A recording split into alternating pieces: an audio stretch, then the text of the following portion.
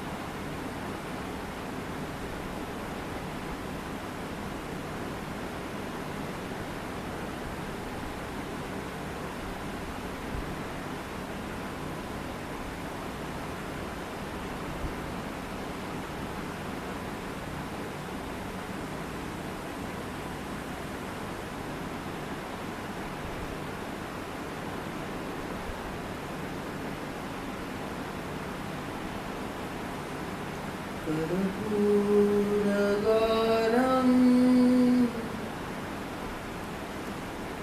करुणावतारं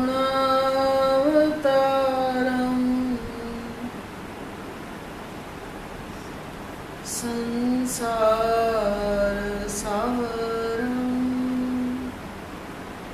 भुजगेन्द्रहारं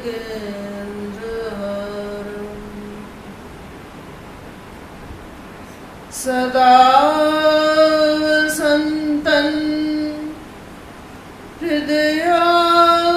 हृदयारविंदे भवन भवानी सहितं नमामि। कर्पूर गौरव का प्राकट्य हो गया है पंचामृत से, इस लिंग का, इस अंतःकरण का स्नान हो गया है। कर्पूर गौरम करुणावतारम, वो श्वेत उस श्वेत में लीन हो गया है। श्वेताश्वतर पूर्णम मदा पूर्णमिदं, वो पूर्ण, इस पूर्ण में पूर्णम मदा पूर्णमिदं, वो पूर्ण और ये पूर्ण दोनों मिल गए।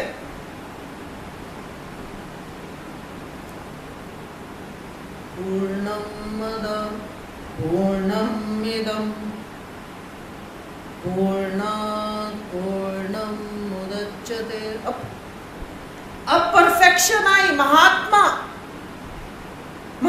का उदय हो गया, महात्मा बन गया। वो तमोगुणी जो था, वो जीवात्मा महात्मा में परिवर्तित हो गई।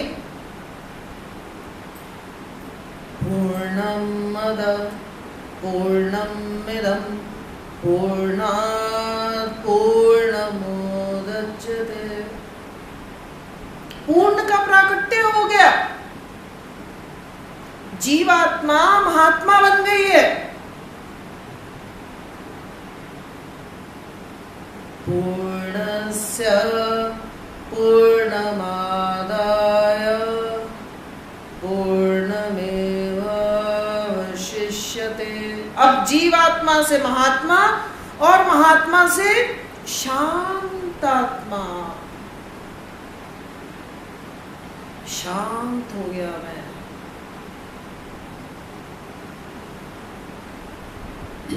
शांत हो गया। परमानंद की अनुभूति हो गई। अब दो है ही नहीं, बल्कि मुझे लगता है कि प्रेम करना तो अब आएगा।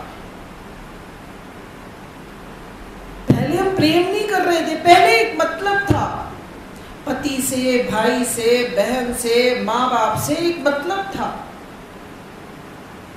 मतलब का प्रेम था कि हाँ जी आपने पैदा किया, आपने हमारे लिए क्या किया है। भाई बहन से कहती है तूने मुझे दिया ही क्या है।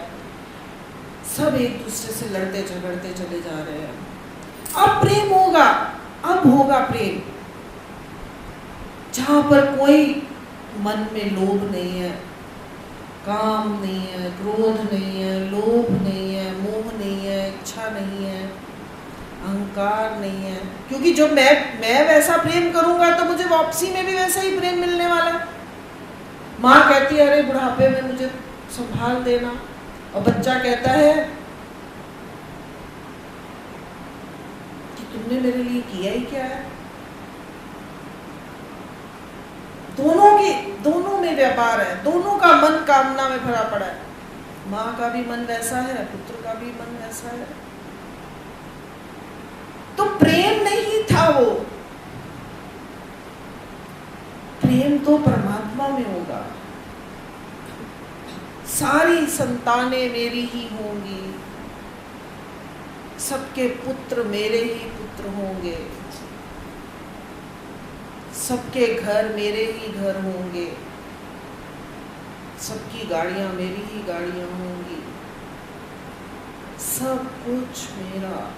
मेरा माना ब्रह्म, वो मैं माना अहंकार, माना उसका आकार, अहम संधि आकार। मतलब मेरा आकार कौन जानता है? कौन जानता है? आप तो ये छोटे से आकार में पड़े हुए, मैं बड़ी छोटी सी हूँ, मैं बड़ी सुंदर हूँ, मेरे में ये गुण है, ये गुण है, ये गुण है। इसके आकार में कुछ नहीं पड़ा हुआ है, उस आकार में जाना है हमें। मेरा आकार कितना बड़ा है? भगवान का, परमात्मा का विराट रूप।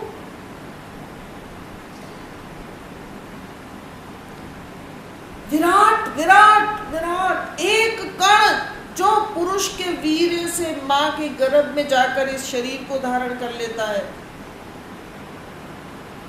उसमें जन्मों जन्मों के प्रारब्ध संचित और क्रियामान कर्म विराजमान होते हैं। कितनी ब्रह्मांड की, कितना विराट है वो। अगर एक कण इतना विराट है तो आप इमेजिन करो कि ये ब्रह्मांड जो उसकी शक्तियों से इतना ठसाठस भरा पड़ा है, वो कितना विराट होगा। वो कितना विराट होगा।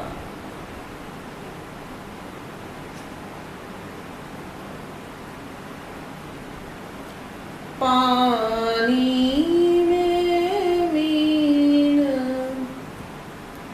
प्यासी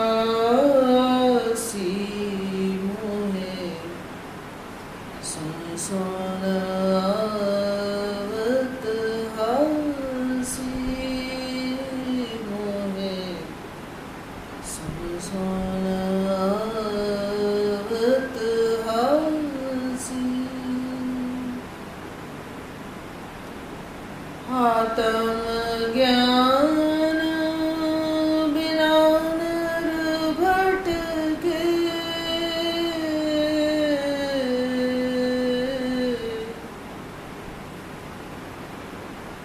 आत्म ज्ञान बिना नर भटके।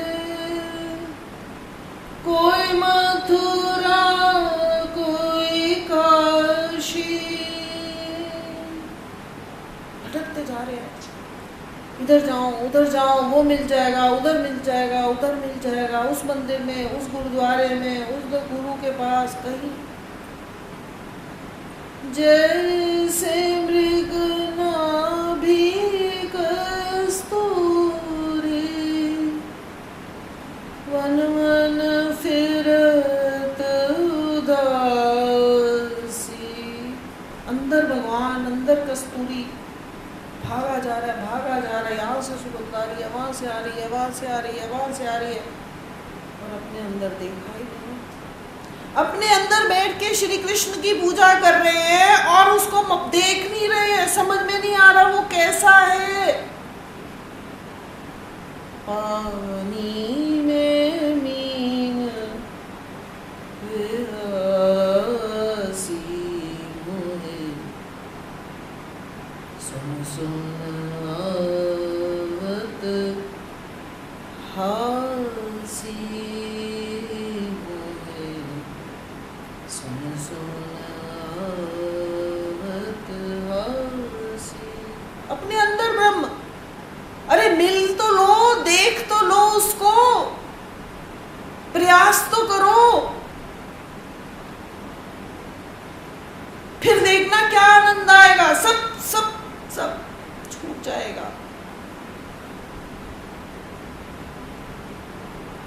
सब ब्रह्म, इल्यूजन्स, ऑल ब्रह्म।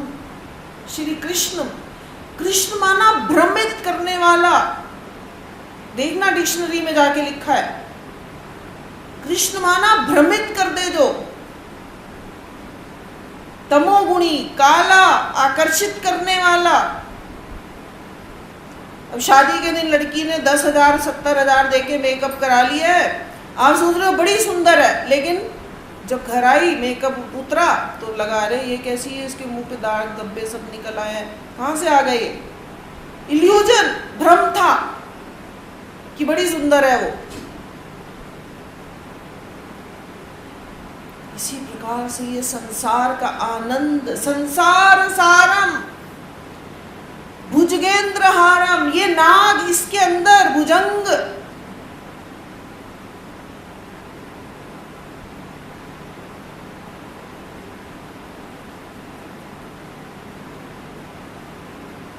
भुजगेंद्र हारम। अगर वो भुजंग को आपने, अपने अंतःकरण रूपी भुजंग को आपने मार दिया, वही मृत्यु है।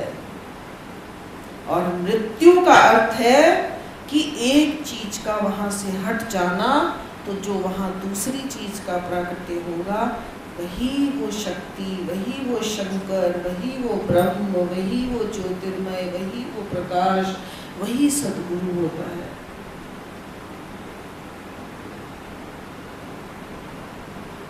इसी प्रकार से शिवलिंग की चर्चा हम कर रहे हैं कि पंचामृत से जब हमने उसको स्नान करवाया तो वहां पर वो शक्ति लेकर प्रकट हो गया। तो शिव की शक्ति का प्रकृति को धारण कर लेना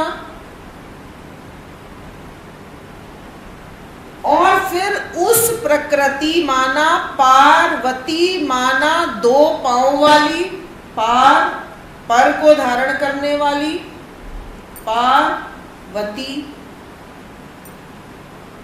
पर माना परमात्मा से पर, पैर को धारण करने वाली। निश्चित है पर से जब वो प्रकृति को धारण किया उसने, तो वो जो पार्वती है, जब उसने अपने अंतःकरण रूपी उबटन को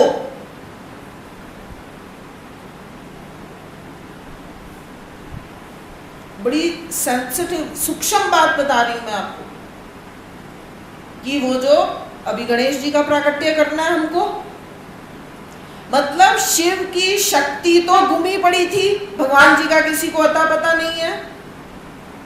भगवान शिव की शक्ति प्रकृति तभी तो माया में उलझी पड़ी है, क्योंकि शिव तो गए हुए हैं घूमने फिरने, क्योंकि उनके तो हमें परवाह ही नहीं है। हम तो अपने को ही मैं करती बकरी अपना शीश कटाती उसी चक्कर में पड़े हुए हैं। मेरे को ये चाहिए, मेरे को वो चाहिए, मेरा ऐसा हो जाए, मेरा वैसा हो जाए, मेरा ऐसा क्यों नहीं हो सकता। तो क्या मैं हूं परमात्मा? उसकी सिर्फ शक्ति है, अंतःकरण बीज आपने बोए है, मन बुद्धि आपकी थी।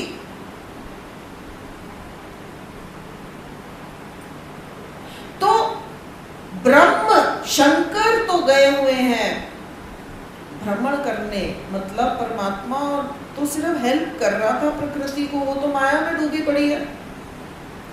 पर जब माया ने, प्रकृति ने प्रयास किया, पुरुषार्थ किया, जब वो अपने पांव से सत्संग चल के आई, हाथों से संतों की सेवा कराई,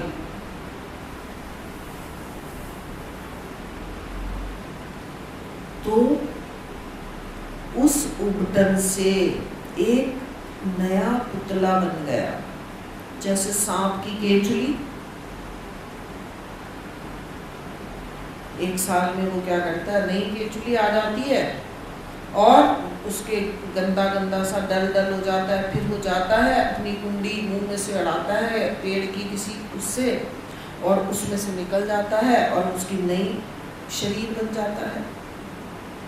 और केचुली वहीं छोड़ के वो भाग जाता है वहां से। तो वही केचुली, वही भ्रम, जब अंतःकरण ने उस उबटन, मतलब जो मैं अभी था, जो मैं अभी था, जानने के पश्चात मैं वो नहीं रहने वाला हूं। जो मैं अभी था, जानने के बाद मैं वो नहीं रहूंगा। तो पार्वती ने जब अपने उस गंदगी का, उस उबटन का पुतला बनाया। अब वो पुतला कौन है? मैं ही तो हूं। अज्ञानी भी मैं था और ज्ञानी भी मैं हो गया। और फिर उसमें से उसने क्या कर दिया, अपने पुत्र का प्राण उसमें डाल दिए। कौन था वो? गणेश। हमारे शरीर में जो 11 देवता है उनको जानने वाला गणेश शिव का पुत्र है। वो शिव तो शक्ति है, उसी से ये 11 देवता का प्राकट्य हुआ है। हम सब जानते ही नहीं है इस बात को। हम तो 11 देवता भी अलग मान रहे हैं, शिवलिंग को भी अलग पूज रहे हैं, गणेश जी को अलग पूज रहे हैं, दुर्गा माँ को अलग, पार्वती को अलग, शिव भोले बाबा के अलग मंदिर में पूजा करते चले जा रहे हैं। तो जब मैंने उस उबटन से, उस गंदगी से अपने आप को निकाल दिया, तो गणेश का प्राकट्य हो गया। मेरा विवेक जागरूक हो गया।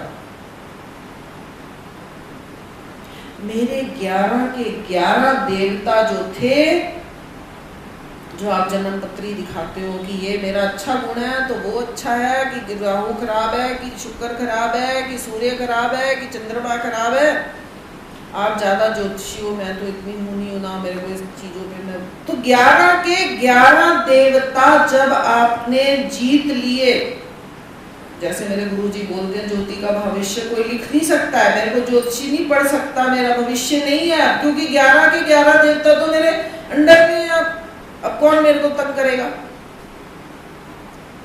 जन्म पत्री तो अज्ञानियों की होती है, मायावियों की होती है जन्म पत्री, क्योंकि उनके कोई अच्छे गुण है, कोई घर अच्छा है, कोई बुरा है, 7वां घर ऐसा है तो 8वां वैसा है, तो चौथा वैसा है, तो 11वां वैसा है, तो 12वां वैसा है। क्योंकि आप अभी माया में हो, तो देवता भी नहीं है जीते आपने।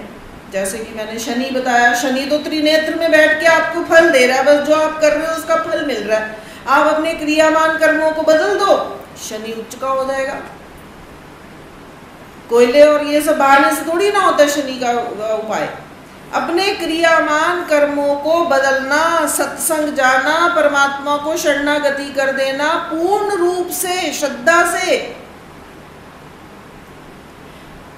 तो उस उबटन से जब मैंने अपने विकारों को समाप्त कर दिया तो वहां पर मेरा विवेक जागरूक हो गया कि मैं कैसे बनाऊं, मैं कहां से आया हूं, मैं कौन हूं, मेरी रचना किस प्रकार से रची गई।